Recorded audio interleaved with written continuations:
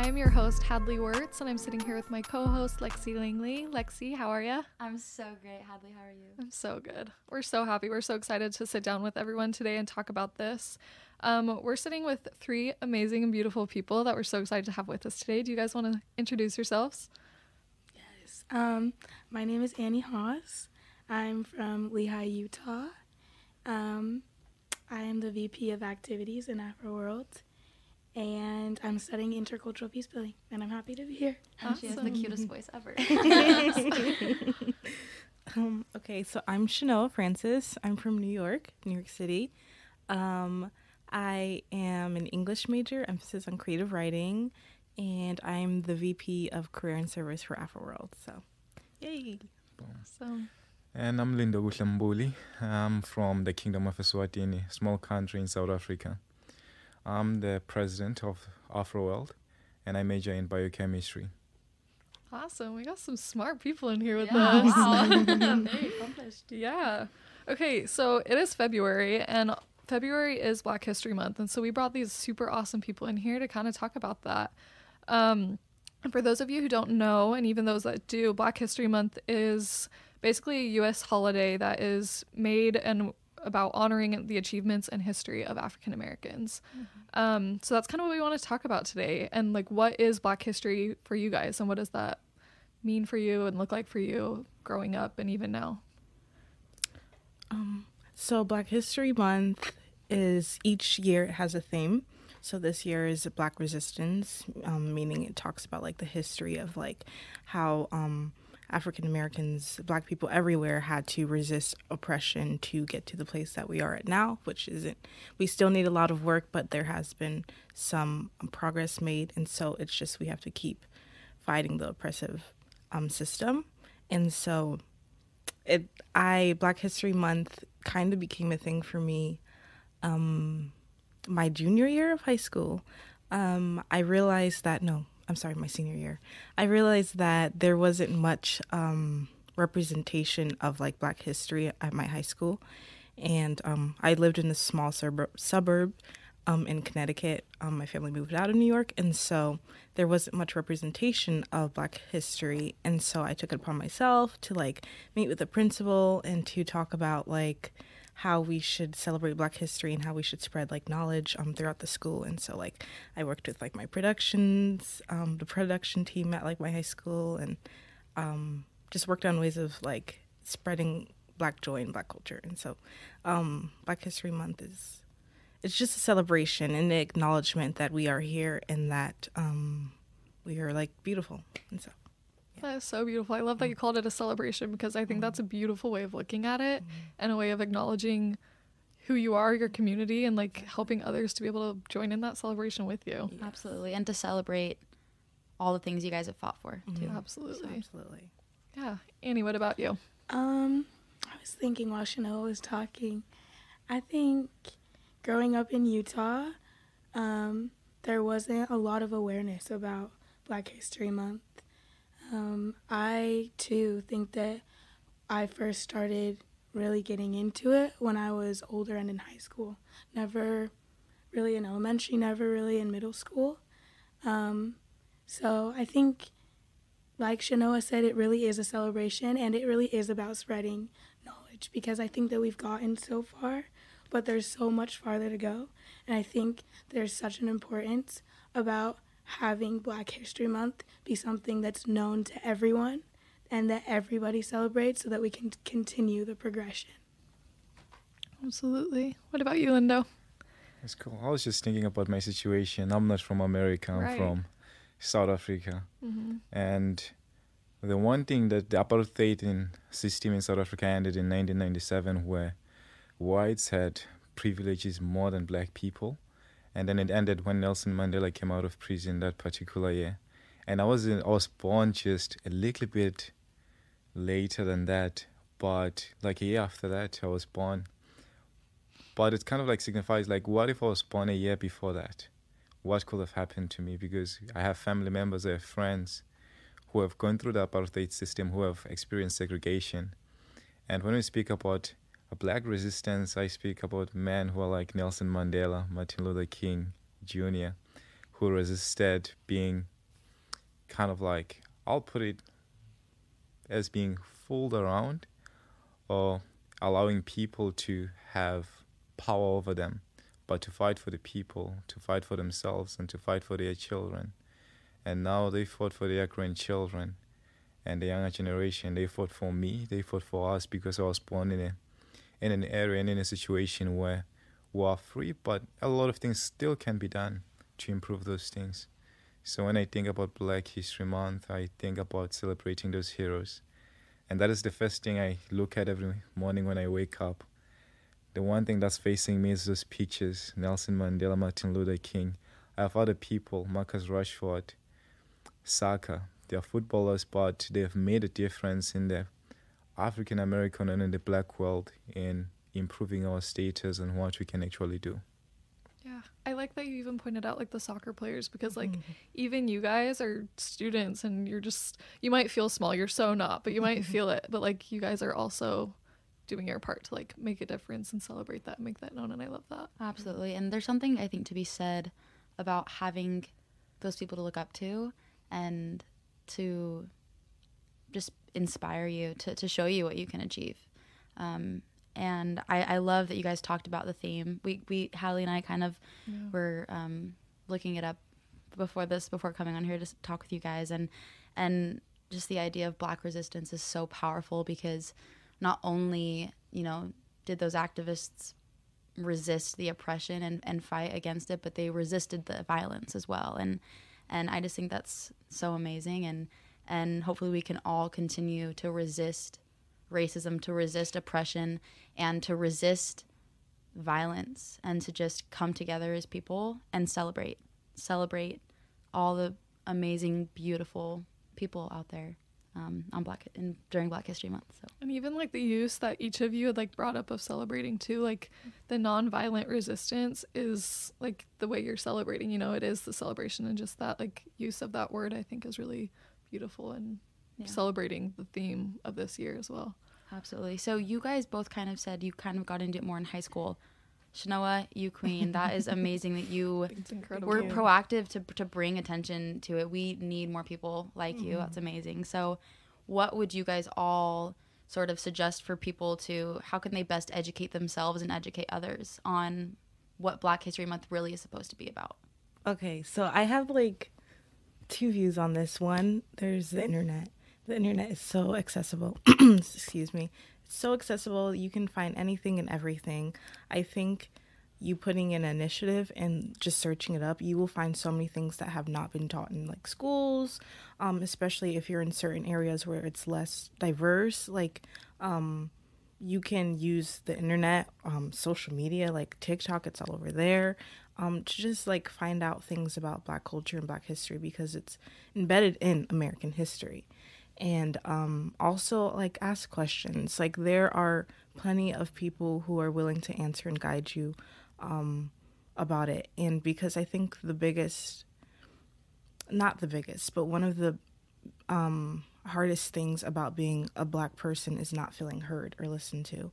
And so if you want to be an ally, if you want to learn more, listen to your Black friend, listen to your minority friend about things that they struggle with on a day-to-day basis, because it is a struggle on the day-to-day basis. It's not just what is like going on outside, it's also like what's going on in our heads, what we're thinking about, because race and racism is in like, I don't want to say like it's in everything, but it's like in everything. Like you think about that with like dating, you think about that with your education, you think about it with jobs, you think about it with what you wear. And so ask questions, because there's so many things that you can like dive into and learn about. I love that. And I'm sure there's so much healing that comes with just being able to talk about it. Yeah, exactly. It's true. I don't know. Shanoa always hits it. She's so good. I was thinking about making sure that you are supporting Black creators, like Black businesses. I think that they really don't get as much support, I guess, and I don't know, as highlighted in the media. So along with the internet, as you're saying, I think making sure that you are doing your part to know of what is happening in the creator space with Black people. Absolutely. And that's the thing too, is something I noticed a lot too, especially like around 2020 when a lot of stuff with Black Lives Matter was coming out and stuff. A lot of support around Black creators was happening, and I thought that was so incredible. And then so many more people were coming out of the works and being more aware of it and supporting them, and it was just a beautiful thing to highlight. Absolutely. Have you guys ever heard of her? Instagram is @StyleFitFatty. Yes, I love her. Okay, so I think she's in Utah now, but she used to be in my stake, actually. I remember Really? at some young women's activity, I remember seeing her there, and I was like, oh my goodness. And she's grown a lot on social media, and she's amazing. So listeners, go check her out. Yeah. She's awesome. She's very open about stuff and super supportive of like the Black. Yeah, she's Black herself, but like just how open she is about that, and like especially in the church as well. She has an awesome perspective on it. That is cool. Yeah. What about you, Lindo? Just thinking about it, I feel like Annie and Shino have just like hit directly on the head on that one. Yeah. I feel like the one thing that people can actually do, or fellow students can actually do if they want to learn more about Black history, it is to go to ask the people who are around here on campus. We have Black students who will be able to answer those questions they actually have, and recognizing the history which has been made by our Black ancestors or other Black folks, because most of the time we don't want to learn. We have something on our heads, we're told something and we take it to then apply it in real life, but then we do not really want to learn about that particular person or what they are going through in life. So I feel like even though we have perceptions of different cultures, just humility and asking questions about questions you might have about that certain person or that certain culture, you will be able to get answers, because we're here to help, we're here to teach about our cultures and to teach about what we know about the people that have come before us. Yeah, I love that. And with that, you guys had both mentioned asking the people around you and just like having the humility to ask. Something that I've had in conversations I've had, people have talked about like their fear of possibly not out of ignorance or with ignorance, maybe like unintentional ignorance of offending someone when asking questions. What would you guys say about that, or like advice of going about that with someone like being fearful of accidentally, I don't know. That was a really good question. I was just thinking about it, and just even being friends with us. I feel like there's this common misconception that as a Black person you're intimidating. I feel like it's seen a lot everywhere, and sometimes we're not included in certain groups just because people are scared, like you were saying, or just because of that's placed on us. So I think that a way to not be ignorant is make sure you are checking the questions you're asking. So if it's something that you are already kind of nervous about asking, then there's probably a better way to word it, or just even kind of being open that you are worried that the question is ignorant, however you're feeling. But yeah, I would say that. Yeah. That's awesome. That's great advice. Thank you. Yeah. I would also say to like think, because I've gotten many questions, but some were completely unnecessary. And so kind of a comparison, okay, like maybe think about what you'd ask your non-Black friend. Absolutely. Like, how would you approach this question with them? And is it a question that you would ask them, such as like hair, for example? Like, would you ask a certain question, oh, is this hair yours? Would you ask that with your white friend? No. So don't ask that with your Black friend. So there are certain questions like that. So I would just think about what's appropriate and also what isn't oppressing them into a stereotype. So because there are many questions and there are many ways to go about that, as Annie said. Like, think about like, and also being vulnerable, because if you are, most of the time, like, we'll be like, oh no, it's cool, ask the question, because I mean, we love hard questions because it is like our reality. So it's like it's not a problem as long as it doesn't feel oppressive. And I think at the stage we are right now, I can understand like the uncertainty of like offending, but I think that there should be a certain stage that you're at where it shouldn't be disrespectful, if that makes sense. Absolutely. And especially what we were saying earlier about just letting people be heard and letting them kind of speak their truth and speak their experiences. Asking someone if that's their hair is not giving them an opportunity to share about their life or about their culture or about anything. So Exactly. Yeah, I agree. And even talking on like stereotypes and stuff too. And I feel like that's something you guys, everyone, but particularly Black people, like a lot of that is thrown onto you guys. And I think that is another way of educating people is making those stereotypes, like just thinking if that like puts you guys into that oppressive space, like just thinking beforehand. And that's really important to highlight as well. So thank you for bringing that up. All right. Well, we kind of talked about just being friendly, and I think you guys are we have the presidency here basically. Well, 3/5 of the presidency of Afro World here. So join Afro World, everybody. Get involved. Do you guys want to kind of talk about that? Like what you guys do, what your purpose is, maybe some activities you have planned? Do you have anything coming up for this month, Black History Month? Of course, we have a lot of things coming up. So I'll just go to the purpose and maybe we'll speak about the events and activities that we have.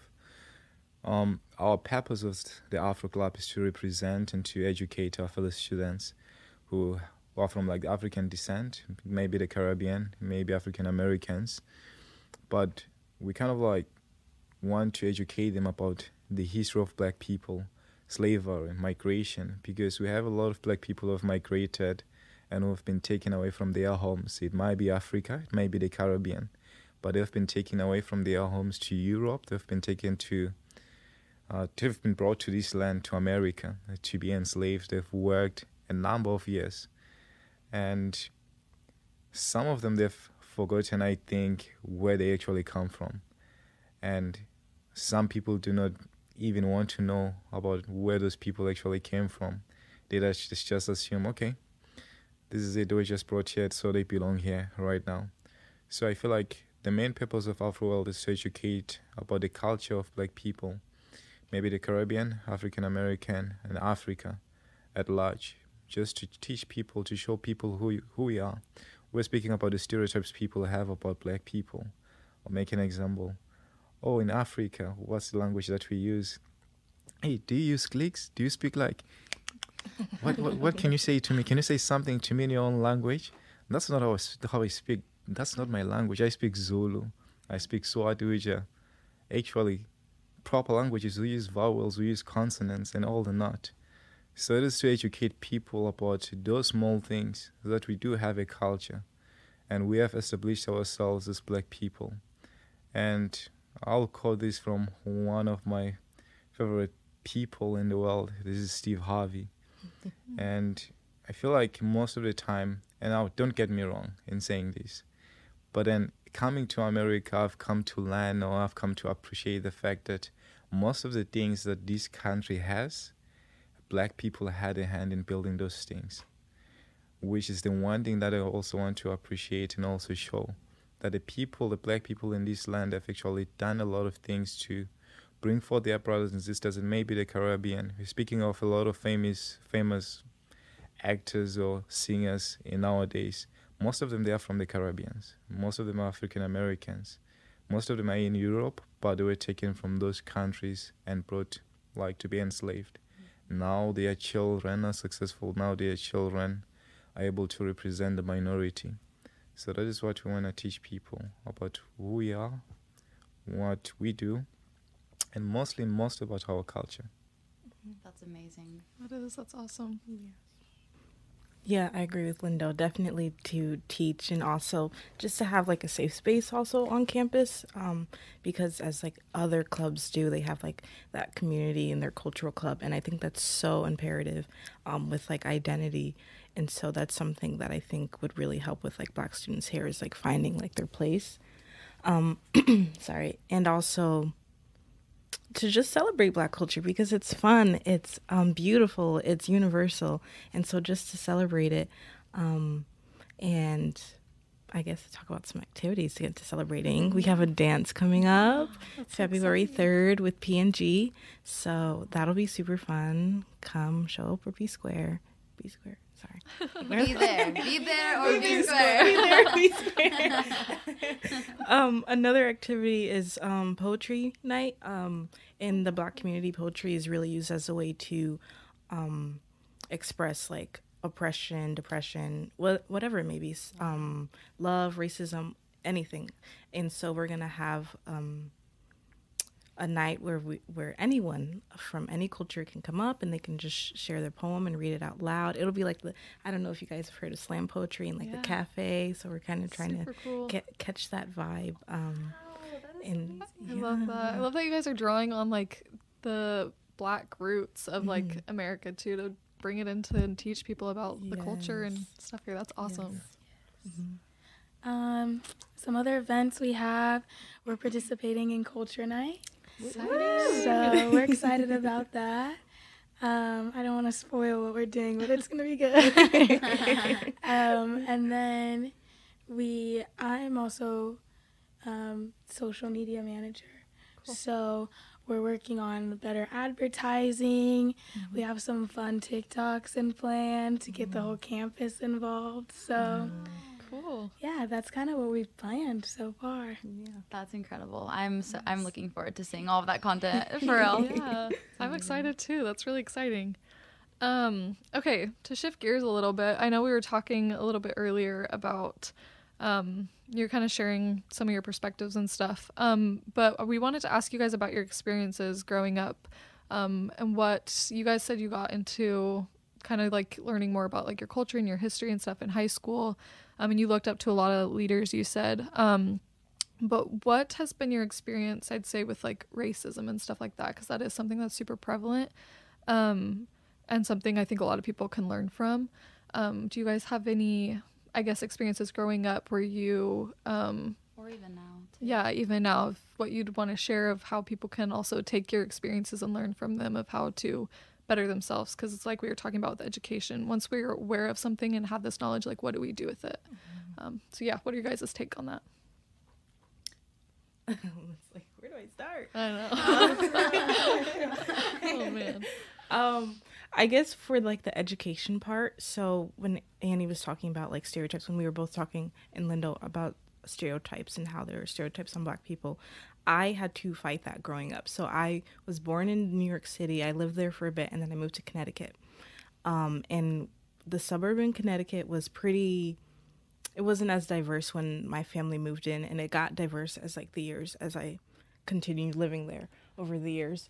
But in like my elementary school, it was predominantly white students there. And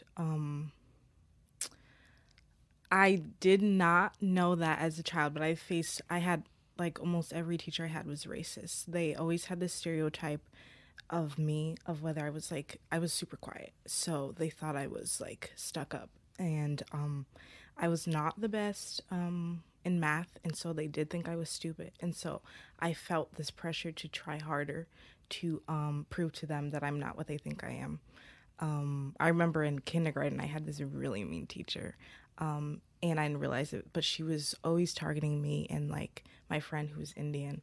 And like growing up, like I like reflect and I think back to times like that, and I'm like, dang, like I was exposed to that so young. Like I was a child, and that is a grown woman, a very, very grown woman. She was elderly. And so it's just like, as a child, you are exposed to hate when you are a minority, because I learned from a young age that people will not like me just because I'm different.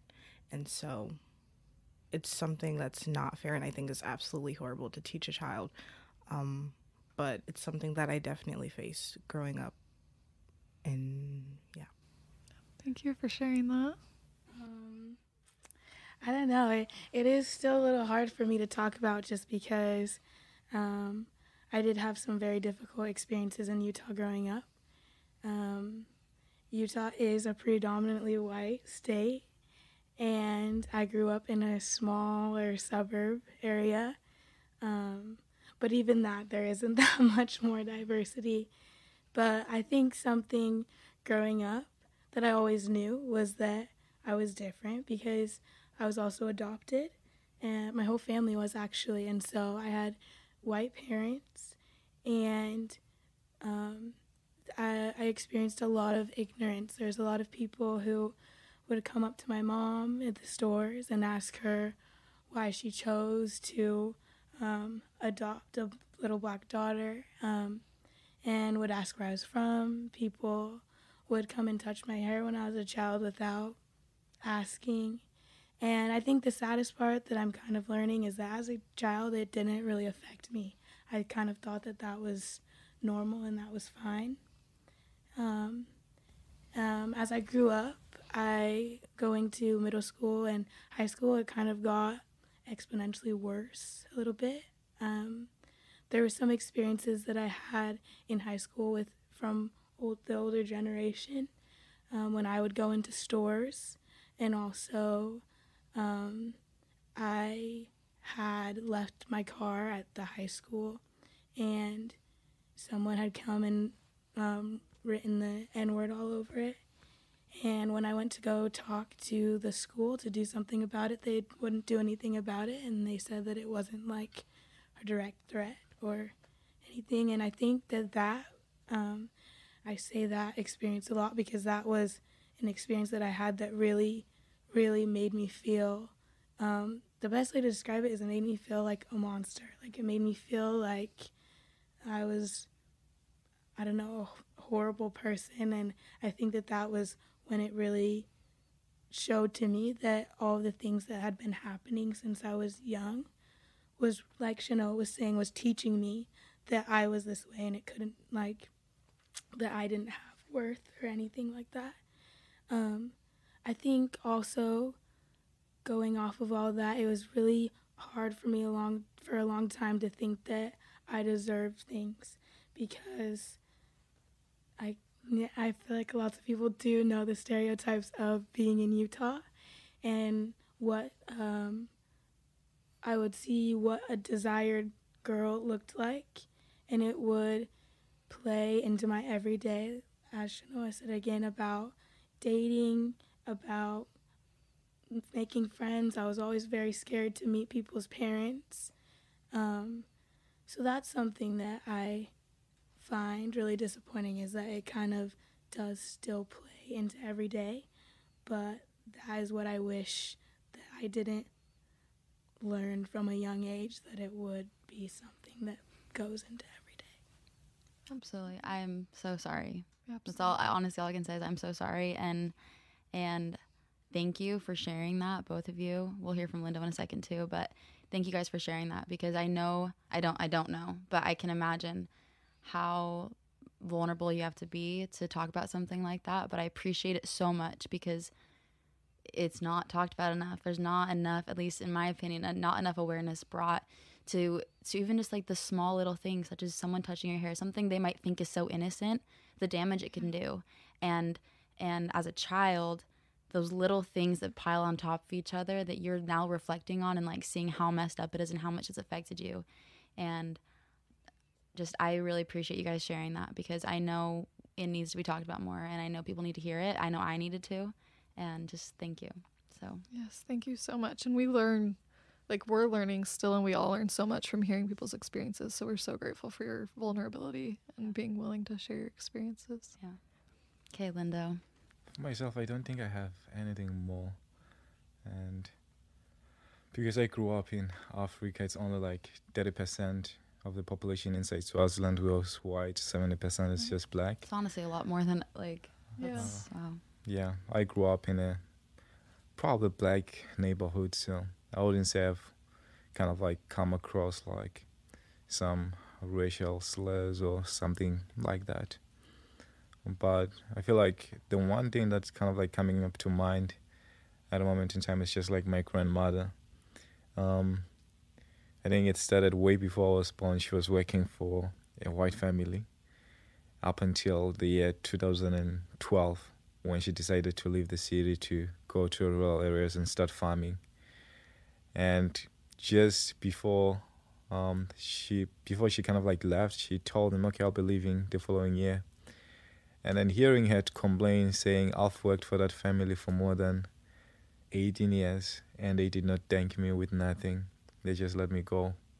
I feel like for me, I think that is how I kind of like decided to take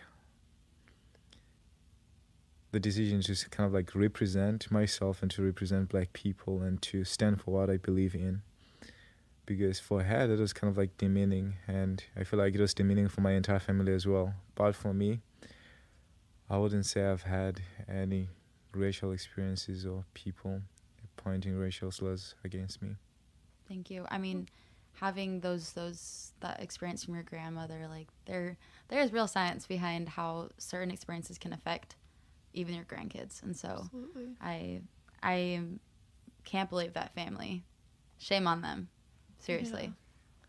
Well, too, I think it's important that you highlighted this, and you probably can relate too. It's like learning from, like, taking experiences from even your family and your ancestors and stuff, and even the people that you brought up earlier, like Martin Luther King Jr. and like all those people. We learn from them, and then you guys can take that forward, and we can learn from you as well. So that's really beautiful. We are running out of time, so we just want to wrap this up and say thank you to all of you guys for joining with us and sharing your experiences and being vulnerable and teaching us and everybody that's listening, because it is such an important topic. And like Lexi said before, you can never talk too much about it, and it should be a part of a normal conversation. So we're glad that you guys are contributing to making that a part of it. Yes. Yeah. And we are so excited to come party with you guys. Yeah. Yes, Everyone listening, go to these And events. celebrate. Is it kind of like a celebrate Black History Month kind of party? Is that, or does that just kind of naturally happen? Or is it just like Yeah, a it celebrate can. you guys? Yeah. Yeah. I'm ready. I love that. Yes. So everyone, let's celebrate Black History Month. Let's do it, because it's so Yes, important, yes. and we're so grateful to be able to chat about that. Mhm. Yeah. So to you guys listening, thank you for listening, and we will see you guys next week.